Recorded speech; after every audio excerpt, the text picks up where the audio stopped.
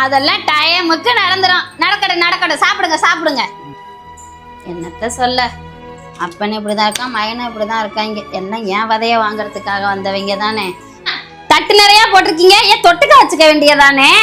குழம்பு இருக்குல்லையாமா? அதான் குழம்பு. ரசம் வச்சுக்கிறீங்க? ஏன் ரசம்லாம் உங்க ஊர்ல குழம்பா இல்லையா? உழைச்சிட்டு வராலே ரசம் திங்கிறாரு, உட்கார்ந்து திங்கிற நீங்க நல்லா பேசுறீங்களே. தின்னுங்க. என்ன பேசினாலும் உங்க தொண்டைக்குழியில சோறு இறங்கிரும். என்னத்த சொல்ல, ஆச்சா வாழ்க்கை கிழவனுக்கு தான். தின்னுபிட்டு சொத்தெல்லாம் எழுதி கொடுக்காது மக வீட்டுல. ஆனா என்கிட்ட பேசுறதெல்லாம் என்னகிட்ட.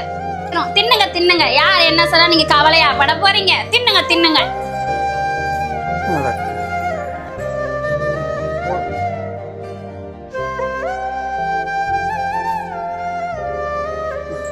இப்ப எதுக்கு இப்ப என்னக்கு சொல்லிவிட்டேன்னு இப்படி சோத்துல கையா கழுவுறீங்களா? ஐயோ, ரோசத்துக்கு ஒன்னும் குறைச்சல் இல்ல. உழைச்சா உங்களுக்கு சோத்தோட அருமை தெரியும். உட்கார்ந்து தானே திங்கிறீங்க. போங்க, நாய்க்கு போடுங்க. நாயாவது நன்றியோட இருக்கும். என்னத்த சொல்றது.